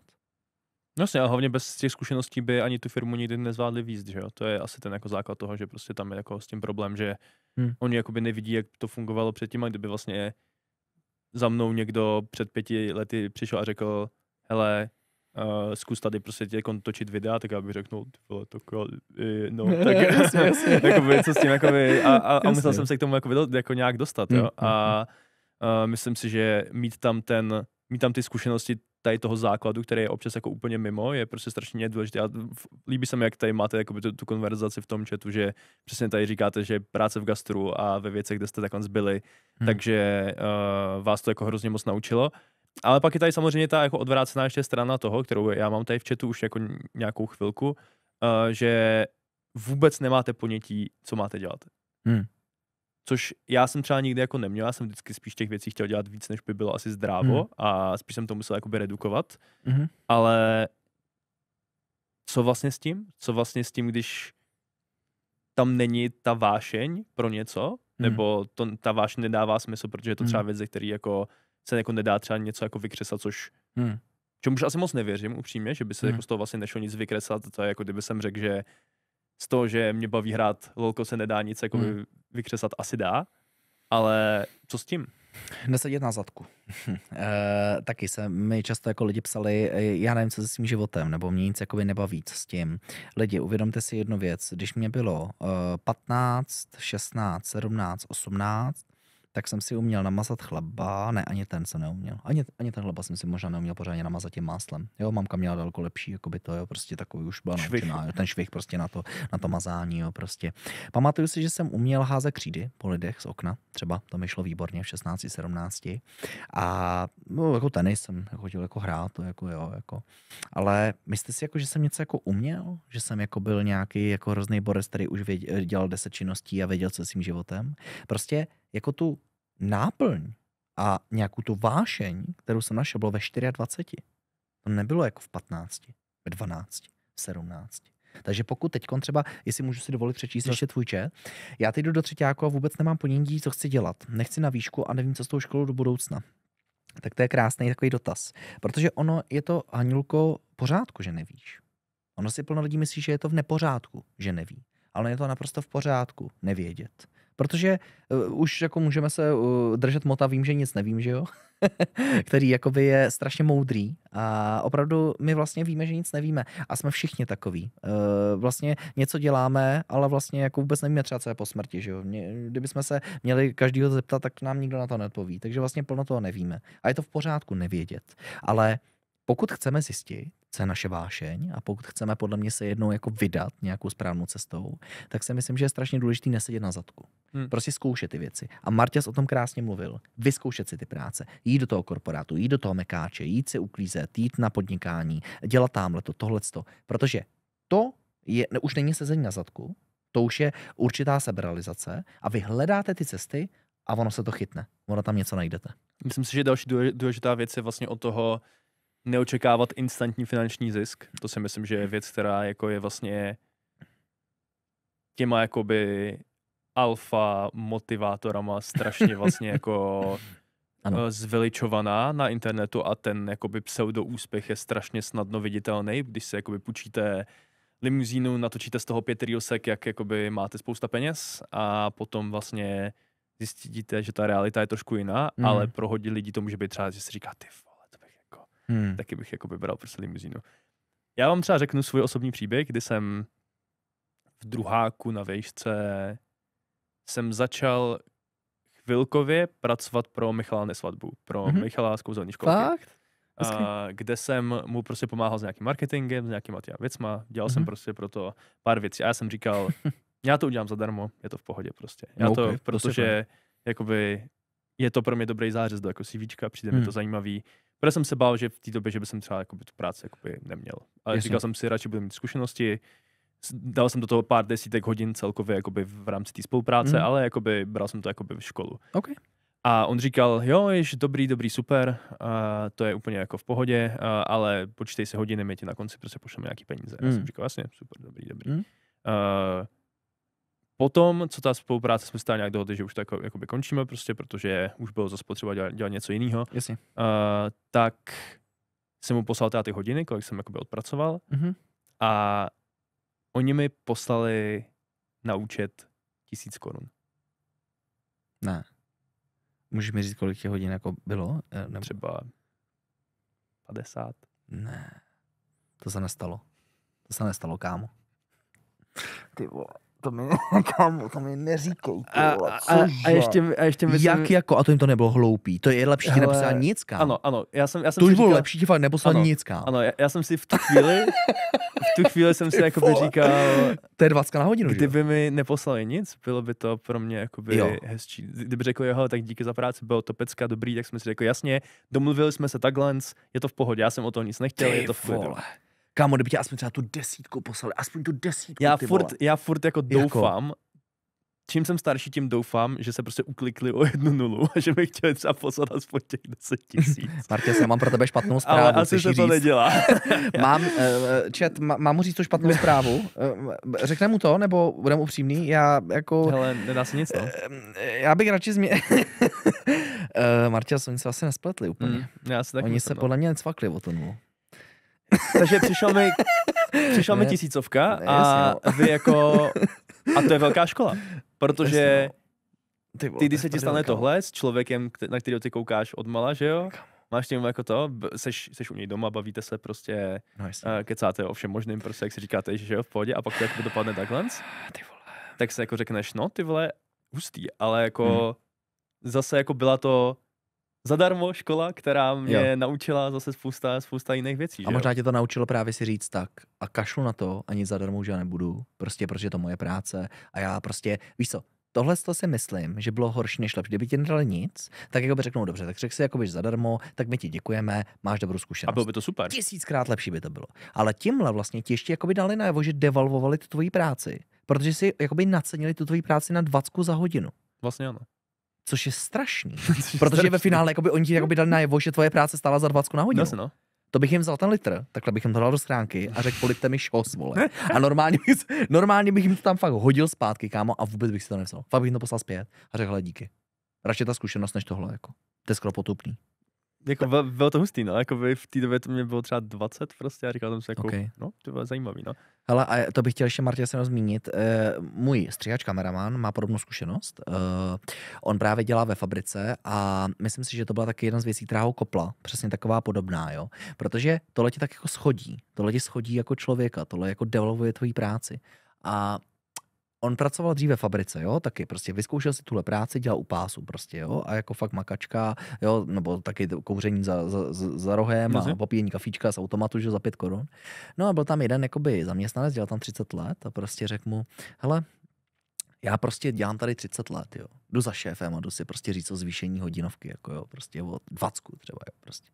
Za tím šéfem zašel, on přijel nový X6 FMkový palby, prostě jo, jakoby borec, jo. Přišel za ním a on řekl, hele šéfe, prostě dělám tady 30 let, jako a myslíte si, že bychom si mohli promluvit o tom zvýšení té hodinovky, prostě té hodinové sazby. A ten zaměstnanec měl jakoby cigáro v ruce. A on mu řekl, tak to cigáro típně a ta výplata se ti zvýší. A odjel. A kámo, tohleto jakoby je taková potupa pro toho člověka, že si myslím, že to zároveň musí být i jakoby takový otevření očí. Že si musíš i ty sám třeba v tu chvíli říct a tenhle člověk, tak to ne, jako kámo. Jako prostě já mám nějakou svoji hrdost a já prostě půjdu vejš. A myslím si, že i jakoby na základě těchto chvíl jako vyrosteš. Že i ty si třeba vyrost, jo. Já jsem to byl vlastně jako ve finále mega rád, jo, protože jakoby 10 000 ti asi ztratí jako cestou nebo 1000 se mi ztratí ještě s nás. Ty dáš dvakrát mekáček a najednou je to pryč, jo. A tady celá práce pro slavného Michala Nesvadbu je vlastně potom pryč, no. Kámo, ty vole. To je strašný, no. A je funny, že v tady tom období se mi stala ještě podobná věc, že já jsem pomáhal s marketingem jednomu festivalu, menšímu, kde jsem v té době s klukama s kapelou jsem vlastně za to, že jim pomůžu s tím marketingem, tak tam budeme v nějakým dobrým čase hrát. Super prostě díl, já jsem byl happy, dobrý, zahrát před lidma, dobrý, prostě já jsme se tady naučím, dobrý. Den předtím, než jsme tam měli hrát, tak mi píšou, že mě přehodili omylem na jiný datum, na den, který měl být jako jindy, kdy my jsme jim říkali vyslovně, že jakoby nikdo nemůže z té kapely. Takže oni nás tam napsali do toho line-upu a už nás nebyli schopni přehodit zpátky. Takže jsme se tam nezahráli vůbec. Jo, takhle, tak to je bomba. Takže jako. to bylo taky dobrý. Jasně, no. Prostě vás mají tak trošku jakou zadečku, no, najednou. Najednou, No. jakoby, takže to bylo taky moc příjemný, protože tam taky v tom bylo jako nějaký desítky hodin spálený a dobré, no. Jasně. Ale jako jsou to krásný jako zase jako zkušenosti, díky kterým potom si člověk jakoby váží, nebo už jako zvažuje a váží si spoluprací, který dělá, tak. nebo jako věci, které dávají nějaký smysl, protože pak jako já fakt jako jsem zastánce toho, že jako když něco, když jsem byl jakoby mladý, tak jsem byl úplně OK s tím jako to dělat za jako žádný peníze, nebo myslím si, že je pořád i třeba nějaký naše budování streamerského, že tak pořád jakoby naše první ročník byl se tady ozývá z produkce. První i druhý ročník jakoby jsou hodně ještě jakoby charitativní záležitost, bych řekl.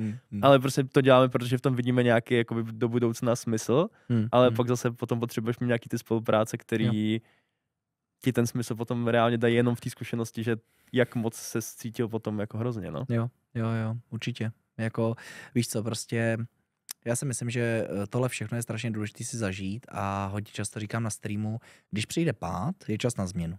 A já si myslím, že jakoby v té době, kdy jsi dole, tak opravdu si člověk musí uvědomit, že jakoby je tam z nějakého důvodu, že se něco stalo a že asi je na čase možná něco změnit. Protože tam jako dole prostě nemáš už o co přijít, nemáš co ztratit. Takže jakoby taky to si myslím, že je důležité, aby tady zaznělo.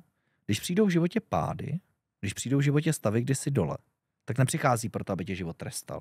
Aby tě pán Bůh teď potrestal a řekl tak a teď si to vyžer, teď si to užij. Ne.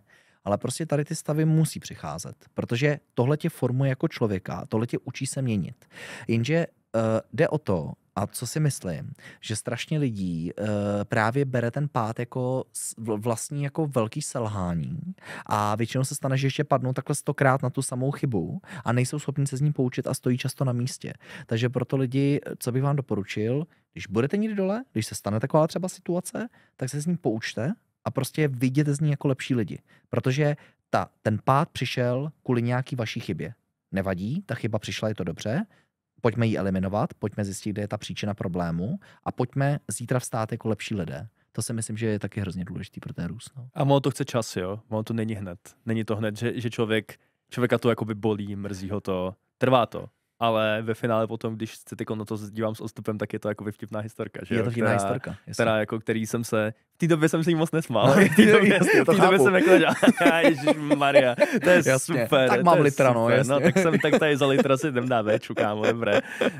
Takže jakoby tomu jsem se tenkrát moc nesmál. A teď se tomu smíme, protože už je to zábavný a mohl jsem se z toho nějak poučit, ale ten čas v tady tom strašně pomáhá, když prostě už potom o tom máte nějaký odstup, nebo si zase můžete natchnout pro nějaký nový projekt, ale natchnout, ale zase opatrně, že jo, jakoby už potom člověk se třeba jakoby říká, no tak co tady ta spolupráce, jakoby, jo, dobrý, mohl by to, ale zase jako bez toho, aniž by jsem se nakonec nespálil, tak by jsem třeba jako dělal větší chyby, které by mě v budoucnu třeba bolely víc. Ano, jo, přesně tak, jako myslím si, že prostě je důležitý tohle zažívat, je to tak.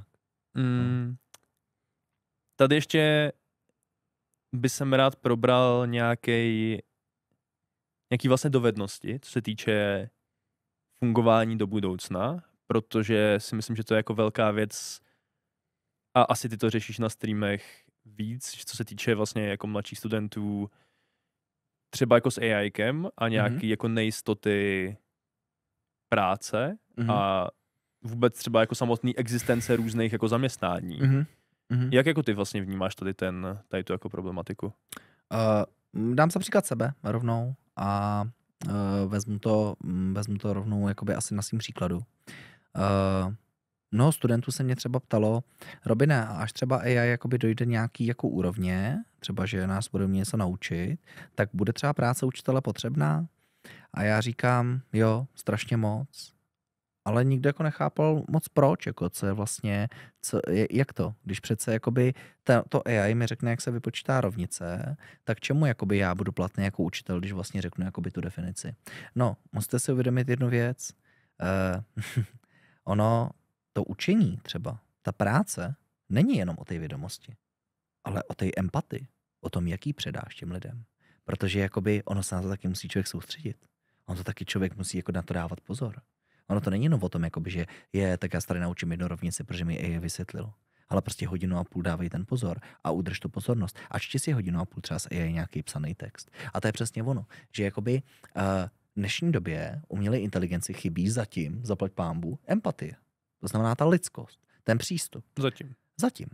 Jo. A prostě a když ji bude mít? No, myslím si, že zatím je to jakoby hodně vzdálený, protože to už bychom se bavili, viděl jsi hru Detroit Become Human? Vím, co to je za hru. Nehrál jsem ji, ale jako známý. Jasně. Tak vlastně, když se to tak vezme, tak tohle už je podle mě jakoby přesně taková ta doba, kdy už jako si myslím, že může dojít opravdu nějaké jako krizi, třeba i ty pracovní, že opravdu už třeba nebudou naše jakoby práce nebo naše jakoby pozice třeba potřeba, třeba toho učitele, nebo já nevím, jo, prostě jaký ještě můžeme třeba všechny zmínit. Ale víte co, jako život a svět se přizpůsobuje. My se přizpůsobujeme jako lidé. My jsme se museli přizpůsobit třeba smartphonu. Museli jsme se přizpůsobit třeba době počítačů. Průmyslový revoluci. Ano, je to tak, jo. Museli jsme se prostě těmhle věcem jako přizpůsobit. A ono jako to, že přijdeme o nějaké zaměstnání, ano, můžeme přijít o nějaké zaměstnání nějakou okolností, ale teď je zase rozcestí, jo. Buď tady jako člověk budu brečet, lehnu si tady na koberec a budu brečet na tom, že život mě naštval a život je na mě zlej a já vlastně nemám práci a teď co budu dělat s svým životem, a nebo prostě zase vstaneš z toho gauče a zase budeš přemýšlet, co dělat dál, jak tu umělou inteligenci využít ve svůj prospěch, jestli z ní třeba nejde založit rovnou firmu třeba a díky umělé inteligenci třeba, která bude o 10 let napřed, tak jestli nevytvoříš náhodou třeba miliardový korporát a tak dále. Prostě víte co, jako v životě budou přicházet nějaký nový věci, nový technologie, nový objevy, AI, já nevím co všechno. Ale ve finále to je o tom, jestli ty se rozhodneš, že si teda sedneš na gauč a necháš se tím životem pohltit a ten život tě zničí, anebo prostě zase vstaneš a budeš hledat ty cesty. To je podle mě jako tak nějak všechno k tomu. No, já tam jako vidím jeden jako aspekt, který je s tím AIkem jako spjatý, a to je, že čím více používaný, tak jsem teď vlastně dělal video o studii, kde vlastně dali 3 skupinám vypracovávat nějaký projekty a nějaký, jako učit se nějaké jako věci. Skupina, která to dělala jenom s AIkem, skupina, která to dělala podle vyhledávání v Google jenom čistě a skupina, která to dělala úplně jakoby bez všeho. A potom oni jako měřili aktivitu mozku, jak moc ho namáhali a tak dál. Skupina, která používala to AIko, tak po 2 projektech už ani se nenamáhali přepsat to, co to AIko vytvořilo. Ani jakoby nekontrolovali ten dokument a prostě to odevzdali a bylo to vlastně unifikovaný stejný výkony, který jakoby nikam nevedli a ta aktivita toho mozku byla úplně minimální. Samozřejmě na druhé straně lidi, kteří to nepoužívali vůbec, tak museli ten mozek namáhat. Ve finále si pamatovali ty věci, ze kterého ten projekt dělali, protože potom tam byl nějaký jako zpětný test toho, kde oni měli mluvit o tom, co v tom projektu dělali, a ty lidi s tím AIkem to jako nikam nevedlo. Což samo o sobě je potom strašně náročný, když člověk by to měl používat na denní bázi a měl by ho to. Já do toho taky občas sám jakoby spadávám, že si tím jakoby nechám dost často prostě pomoct s nějakýma věcma, ano. Ale občas si prostě řeknu, hej ne, teďkon se budeš prostě trápit. Teďkon tady prostě vysedíš tohle a vymyslíš to, jak to udělat, a pak až se třeba poradíš. Jako. A ne, že prostě jako tam jenom budu psát a bude to za mě, protože potom jako cítím, že ten mozek jakoby není dost namáhaný tak, jak by jako by mohl být, a že je to jako škoda, no. Ano. Jako víte co, tam je krásný, že my jsme všichni originál. Každý z nás. Prostě kolik nás už je? 8 miliard? Už nás? 8,5? Už něco takového. 8,5 miliardy třeba, jo? Každý z nás je originál. Každý z nás má nějaký originální myšlení, originální věty, originální přístup k životu. A to AI nikdy nemůže nahradit. AI nikdy nemůže jakoby být originální, protože AI prostě tahá pořád něco z nějakých jakoby zdrojů internetových, z nějakých článků, textů a prostě pořád jakoby funguje na nějaké stejné bázi, na nějaké stejné šabloně. Já bych tady chtěl zmínit Michaelose, který tady říká, aha, moje disciplína. Já píšu knížku pro Albatros teďkon a do konce srpna mám napsat 100 stránek. Má to být příručka a to už se můžete těšit. Někteří z vás, co možná třeba teď jdete přijímačkám, nebo třeba to budete ještě potřebovat. Budu dělat příručku, co dělat poslední 3 měsíce do přijímaček. Takže teď tuhle knížku tvořím a bude vydaná na začátku ledna roku 2026. S tím, že jsem měl napsat 100 stránek, musím napsat 100 stránek do konce srpna. A co myslíš? Jak to jde? Co myslíš, jak to jde? Jak to jde? No, tak co si myslíte, že jsem asi udělal? No tak samozřejmě s Michaelem jsem spojili síly, ale nespojil jsem jenom s Michaelem, ale i s umělou inteligencí. Protože samozřejmě potřebuju nějaký ten základní stavební kámen. Takže já jsem si sám napsal tu osnovu, o čem bych chtěl, aby ta knížka byla. O čem aby to bylo. Zadal jsem ChatGPT nějaký jakoby body, jestli by mi mohla navrhnout, jakoby, jak by přibližně ona strukturovala třeba tu danou kapitolu. Já jsem teda použil nějaký jakoby ty věci nebo nějaký ty body, který ta AI jakoby mi sestrojila, ale už sám svou hlavou ty body rozvíjím. Už tam dávám svoje příběhy, už tam dávám svoje originální myšlenky, už tam dávám svoje vtipy. A to už je ta empatie a to už ti právě ta AI nevymyslí. Takže právě, že já si myslím, že dneska bychom měli AI používat jako do podporu, jako výborný nástroj k tomu, aby nás třeba jako nakopla, ale ten gól bychom měli dát my. Jako já si myslím, že bychom to měli srovnat třeba s fotbalem, tak AI nám dá hezkou přihrávku. Ale my skórujeme. My dáváme gól. A to si myslím, že takhle bychom to měli brát. To zní hezky. Jo a samozřejmě tady píšete jakoby v chatu, že to za vás může odvíst jako spousta práce, já s tím souhlasím. A takový ty jako opičí práce to odvede hrozně moc a já jsem za to hrozně rád, protože přesně když jsem si tady třeba psal nějakou osnovu na podcast, tak vlastně jsem to tam jako hodil. Ano. Jeden prompt, který fungoval a mám tady prostě 8 hezkých bodů se zajímavými otázkama, ale vy byste asi jako si nepustili tak. AI, která tady jakoby takhle vám to tady četla, nebo to. I třeba protože... celý tenhle podcast je vygenerovaný AI, my to vlastně fyzicky nejsme, že? Pravda, yes, takže blbý. Tak no. Bzd. Jako reálný Robin je vlastně doma, že jo. Nebo v zácpě ještě. Tak. Takže to jako sorry, ale to jako, když už jsme u toho, jakoby, tak jsem jako jel do Prahy. Přes Prahu jsem měl dneska hodinu 26 minut. Jo, přes Prahu. To bylo v hodě jako. No, Praha prostě, no. Takže krásný. No ale co se týče jakoby nějakých soft a hard skills a toho, co je opravdu jako důležitý, tak tam si myslím, že je prostě důležitý být flexibilní a jako umět prostě vědět, kdy už je čas jít třeba jakoby o krok dál nebo se učit něco nového. Protože třeba já jsem 4 roky zpátky jsem si myslel, že nikdy nebudu nic dělat s technikou. Že mě jako nebudou zajímat mikrofony, že nebudu nikdy natáčet žádný videa, že nebudu dělat nic okolo toho. No mě to povídej. Dneska jsem si setapoval prostě tady Streamlabs na Twitchi prostě. Jasně. A úplně jsem to seděl, říkal jsem si, ty vole, co to dělám? Chápu prostě, co to je za věc? Prostě, nebo jsem se učil sám nahrávat prostě tady na Macu hudbu, že jsem se snažil prostě v tom jako učit v programu, jak tam dávat nějaké instrumenty, co s tím dělat, jak to jako čistit. V Logic. Aha, ok.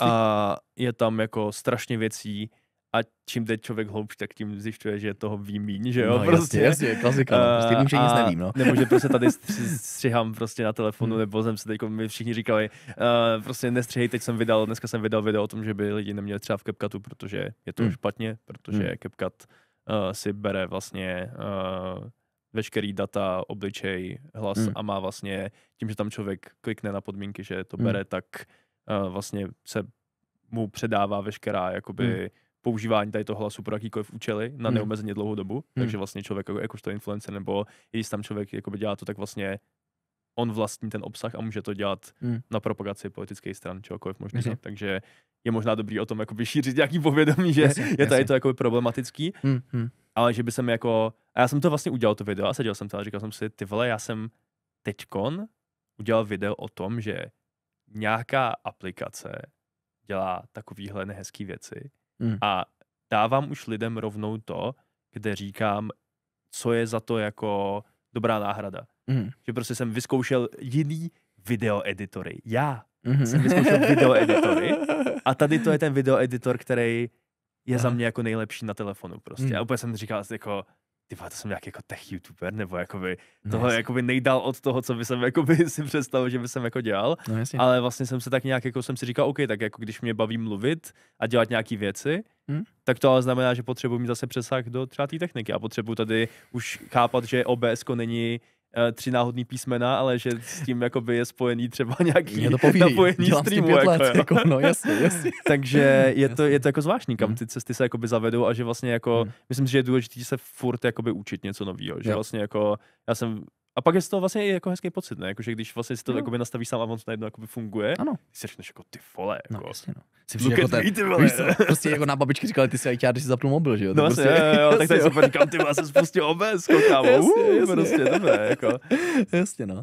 Jo, ale víš co, ale to je přesně třeba asi ten moment, kdy se zase přizpůsobil. Jo, že prostě zase se bavím na to přizpůsobení, že vlastně, co jsi udělal? Prostě vzal si tu techniku, věděl si, že třeba něco takového děláš, ale že dneska doba internet takhle funguje, no tak se s tomu přizpůsobil, jo? A jdeš s tou dobou. A to si myslím, že je hrozně důležitý. Že jako mnoho lidí se třeba fakt zasekne a vlastně jakoby mlátí hlavou vozeď, protože jakoby očekává, že to, co dělali před 20 lety, tak musí okamžitě fungovat. Ale to je jako kdybych já jako nevím, jako učitel zůstal prostě pořád, nechci jako tím jako devolovat ostatní učitele, ale myslím teď jako kde jsem, jako jo, tak kdybych chtěl dělat to, co teď dělám a zůstal bych stále jako učitelem na státní škole a čekal třeba, že ty followery budu získávat tak, že budu jakoby učit jako třeba 2 třídy na základní škole v Dolních Chotěhůlkách, tak prostě asi bude těžký jako prorazit jako dneska známý učitel, streamer, bavič, jako Myslíš, že jsi první učitel ve Forbesu? To je možný, ne? Asi jako, no počkej, jako takhle... Není ještě ten je ještě, na YouTube ten... Spíš ta učitelka. Andrea? Jo, jak dělá ten obsah na TikToku z toho vlastně z toho učení a to jo. Tak ta jakoby sice dělá jakoby content jako já, to spíš jako for fun jako učitel, Jasně. že jako dělá nějaký jako zábavný videa prostě, ne, že by jako asi učila, jakoby to nevím, teda to si myslím, že ne, ale jo, jako učitel asi takhle ve Forbesu jsem jako první, co dělá tuhle věc. To určitě, no. To je v pohodě. No, to je v pohodě. To je jako, taky to byla radost, no. Jaký jsi z toho měl pocit, když jsi to jakoby dozvěděl, že tam jakoby máš bejt, jakoby bral jsi to jako nějaký jako milník, jakože jako měl si čas se jako zastavit a říct jako damn, to je jako fajn. Neměl jsem čas se zastavit, je to skoro jako kdybych za tebou šel na podcast a připravoval další práci. Hele, takhle, mnoho lidí se mě na to ptalo a říkalo mi třeba, tak jak se teď cítíš, jako, jak se tě vstává třeba, jaký to je, jako, ale mnoho lidí si jakoby myslí, že vlastně jakoby stojím před zrcadlem, víš, jakoby a hladím se a češu se a říkám si, jaký jsem borec. Jo, že ale primárně se hladíš. Očekává. Jsem to bohužel líknul. Já se omlouvám, čet, jakoby. Blbý, nedá se nic. Radši změníme téma, takže teď řeknu, jakoby, jak to teda jakoby není, ale snad mi to věříte. No prostě ne, jakože snažím se prostě být takovej. Já víš, jako nemám čas to úplně řešit, ten úspěch. Já prostě mám z toho radost, jakoby, že se to jako stalo, ale spíš bohužel já jsem nastavený povahově trošku tak jako, že si spíš jako oddechnu a udělám jako tak to, co jsem do toho investoval, tolik té práce, tak strašně moc toho úsilí, tak strašně bolesti, peněz, prostě všeho, toho potu, tak prostě se konečně někde vrátilo. Konečně se to jakoby otočilo. Konečně jsem to jako zlomil. Takže takhle to spíš vnímám. Ne asi jako tak, že bych tykon opravdu, jak ty říkáš, prostě, nebo jak si děláme srandu, že bych tykon jako by si říkal, ty jsem taky borec, kámo, ty Forbes. Víš to, prostě nejsem já, jako jo, to prostě ani ti nejde přes pusu, jako. A tak hlavně ono asi jako zvenku je potom snadný sledovat vlastně, řekl bych, že ty lidi jakoby tě můžou sledovat vlastně na nějaké jakoby etapy, řekněme, že oni vlastně, že ti mají jakoby zafixovaný v hlavě jako člověk, který dělá nějaký obsah na internetu. Předtím to bylo člověk, který se tady snaží doučovat, pak to bylo člověk, který dělá content na internetu a teď je to možná jakoby ta další jakoby škatulka nebo jakoby další ten jakoby milník, kde ti vezmou a on byl jakoby ve Forbesu a je to jakoby teďko nějaký to a zase teďko na nějaký rok, dokud zase nebudeš mít jakoby něco dalšího, tak vlastně už není vidět ta práce, kterou budeš dělat do toho, než zase bude ten další jakoby milník, tak, že jo? Tak a teď je to zase ten závod krysí, jako, tak budeš tam ve Forbesu, budeš tam zase příští rok a tak dále, jo. Spíš budeš na prvním místě, budeš tam místo v Taryho, fucking. Ty vole, jako hele, dobře, lidi, stanovil jsem si cíl, chci přeběhnout Taryho, takže prosím vás, Hero srobi, ne, takže jo, když tak tady prostě měl 50 milionů, takže lidi, heleďte, založte si fejkový účty prostě a máš tam tady hypotéky, ne? Má v klidu, Martě Salety taky, jo. No tak to je jasný, no. Nedá se nic, prostě tady musí z nějakých věcí žít, že jo? Ne, tak máš pravdu. Takže jakoby, tak. Takže ho přeběhneme prostě. No, takže jakoby jo, hele, prostě určitě, jako budu se snažit samozřejmě se pořád pracovat a jako věřím tomu, že to prostě nějak, je to dotáhnem do konce, no. Uvidíme. No, a já si myslím, že máme takhle ten jako základní věci, co jsme chtěli probrat. A asi kdyby jsem to shrnul, co se týče nějaký jako práce s plánováním budoucnosti, což zní jako strašně zvláštní, ale ve finále si myslím, že to jako vystihuje to, o čem jsme se tady dneska bavili, tak je to asi o tom mít jako ten zápal a flexibilitu prostě. Být jako mít ten jako jasný cíl, který já mám taky v hlavě, prostě nějaký cíl, za kterým tak nějak jakoby jdu, ale jakoby kudy ty cesty reálně ve finále vedou, tak to může být prostě různorodý a občas to jsou jako zacházky, občas to jsou zkratky, občas to jsou cesty, které jsou v lese a ve kterých se ztratíte a pak se musíte hodně obtížně jít zpátky, ale jakoby furt jako je důležitý si myslím jako jít, protože o tom je krásný citát Ricka Rubina, což je jeden z nejznámějších hudebních producentů, takovej ten vlasatý, vousatý týpek, který dělal od System of the Dawn po Kanyeho Westa, po všechny důležité nahrávky, které byly udělané asi v tom tisíciletí, tak on říkal, že s kreativou je to jako chození na ryby, že prostě vy si nemůžete říct, když jdete si sednout k rybníku, dneska chytím 8 kaprů, ale musíte si tam jít sednout. Musíte si tam jít sednout a musíte rybařit. Ano, je to tak. Prostě ve finále pracovat. Prostě pracovat i za cenu toho, že nevíte, co přijde. A jenom takový poslední kombo, který vždycky říkám, jsou podle mě 2 věci, které když spojíš dohromady, tak se staneš ultra úspěšným člověkem. A to pracovat se zápalem a nebát se. Podle mě pokud spojíš tady ty 2 věci, tak si kariérně jeden z nejúspěšnějších lidí. Myslím si to. Co, tak... Fair enough, no. Jako myslím si, že nebát se, ale jako mít to zdraví jako sebevědomí. Prostě jako vykašlete se na jakoby alfa motivační řečníky, který vám říkají, že jste instantně nejlepší ve všem, co děláte. Ano. O tom to jakoby není. Je to o tom, že tam máte nějaký progres, když se podíváte na moje nebo Robinovo první video, který jsme kdy dělali versus to, jaký děláme videa třeba teďkon, tak asi jakoby se dívám na své první videa, jak si říkám, kámo. Bolelo mě to, kámo, ty vole. Prostě víš, jak bylo moje pozadí, kámo? Já jsem normálně měl takhle, jak máme to plátno, tak jsem si dal barevní A4, jsem si koupil oranžový, žlutý. To si pamatuju. A ty jsi to nalepil na tu zeď, ne? Na tu zeď i zalepou, kámo. To byl můj jako... To byl můj jakoby back, jako. No, protože prostě. My jsme na tebe, že jo, s Danem a to jsme na tebe koukali ještě úplně, když jsem měl ty své první úplně streamy, že jo, tak jsme tam byli mezi prvníma 4 divákama, jsme tam prostě byli s klukama a koukali jsme na to, že jo, prostě. To je neuvěřitelný, kámo. Jo. Takže jakoby vlastně kam to došlo, že jo? No to ano. No a jako dneska bych tomu vůbec nevěřil, že to dojde takhle daleko, že jo. To je prostě neuvěřitelné, no. Vlak asi nemáme, doufám. No, takže jo, hele, je to jako samozřejmě, nějaká ta vývojová cesta, prostě, hele, jako jasně, nebát se, zase můžeme to hnát do extrému, jako samozřejmě nebát se, no jasně, tak prostě běžte do kasina, dejte to na červenou a uvidíte, jo, tak no, jako, myslím samozřejmě to, že jako pokud prostě cítíte třeba v tom nějakým pracovním zapálení, že já nevím, máte udělat nějakou investici třeba, nějakou, jakoby, která vás úplně nevytrhne, takže skončíte pod mostem, tak prostě nebát se do toho třeba investovat. I za cenu toho, že to třeba nemusí vyjít. Víte, kolikrát jsem investoval? Martěs, dokázal bys spočítat, kolikrát jsi něco investoval, nevrátilo se ti to? No jako co se týče času, tak to si dokáže spočítat docela dobře. Takže to si dokáže spočítat, že 1000 hodin třeba bylo opravdu, jakoby, nikdo nám nezatleskal. Nikdo nám neřekl, že to bylo super, nikdo nám neřekl, že to vyšlo. A kolik peněz jsem třeba investoval a kolikrát se mi to hned nevrátilo. Ale prostě tak to je. Pokud něco děláme se zápalem, nemůžeme na začátku očekávat ten potlesk, ale prostě musíme očekávat, že jednou to můžeme fakt zlomit a že to prostě může vyjít. No. Takže jako nezoufejte, pokud máte pocit, že teďko nevíte kudy kam, tak prostě zkoušejte věci. Chtějte se zeptat, já třeba, co si myslím, to je ještě jedna věc, kterou bych chtěl říct, to my tady odsouváme ten konec jako to, ale myslím si, že tady to je fakt důležitý jako zmínit. Mějte jako rozumný, zdravý sebevědomí v tom, že třeba máte nějakou práci, věc, kterou byste chtěli jakoby dělat, nebo máte to jako, že ten nedosažitelný cíl, který je někde jako vysoko prostě. A vy si říkáte, tyjo, já třeba tomu člověku, že bych chtěl třeba spolupracovat, třeba, já nevím, řeknu, jsem tvůj fanoušek, chtěl bych spolupracovat s tebou, chtěl bych ti střát videa. Prostě řeknu si, ne, kámo, já to neudělám, já mu se nenapíšu, to je divný, já mu nenapíšu prostě.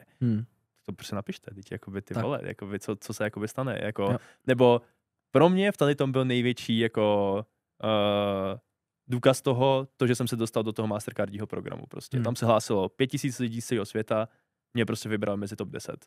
Jenom tím, že jsem tady s klukama, že mi pomohli natočit video, protože jsem skončil ve svém velmi dobře full-timeovém jobu a pak jsem jakoby vůbec nevěděl, co dělám, tak jsem tak jako lítal, prostě říkal jsem si, ty vole, freelance vypadá tak, že jako jsem doma, hraju LOLko, vůbec nevím, co budu dělat, kámo.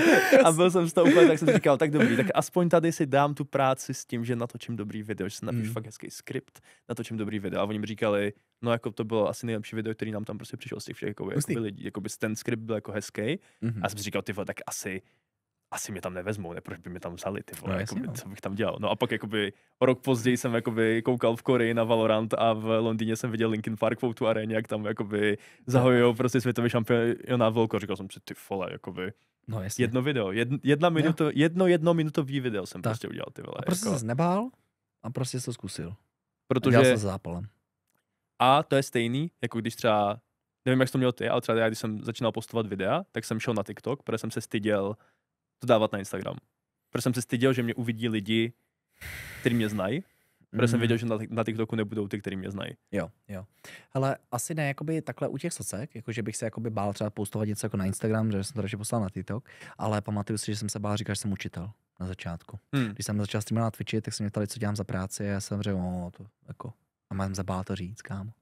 Má se mě lidi ptali a říkám, hele, protože jsem se bál, že mě jako odsoudí jako učitele.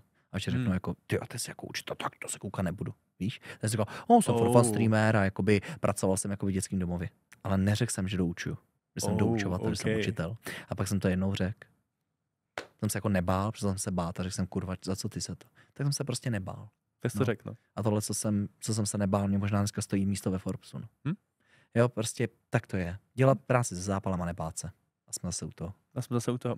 Tak děkujeme, že jste se dívali. Doufám, že vás to bavilo. Budeme rádi za jakýkoliv feedback na tohle, protože je to pro nás oba dva hodně nový formát. Řešili jsme, jestli jako to vůbec budeme dělat. Myslím, že snad vám to přidalo něco zajímavého. Co se týče celého záznamu, jak už jsem říkal na začátku, bude to na YouTube, dobrý finish. Dáme vám to na YouTube, na klid channel, který je tam nově založený, takže tam bude celý tady ten záznam toho, budete si to moc v klidu podcastově pustit. I nějak vymyslíme, aby to bylo i na Spotify, abyste si to mohli poslechnout. A budeme samozřejmě rádi, když se zase připojíte příště, když budeme rozebírat další věci. Určitě, budu moc rád. Já, Martě, ještě jednou děkuji za pozvání, bylo to hrozně moc fajn. Těšíme se na další díl, doufejme, že už velmi brzo. A třeba nám dejte vědět nebo napište nám klidně na náš channel Veva, že jak tam si, Veva The News. Yes. A nebo s Robinem určitě do zprávy třeba, co byste chtěli řešit za další témata, protože těch si myslím, že máme mnoho, který můžeme řešit a myslím si, že je taky důležitý, aby pro vás to bylo zajímavý a abyste prostě dostali tu správnou zpětnou vazbu. Mějte se krásně. Díky. Bye. Mějte se. Čus.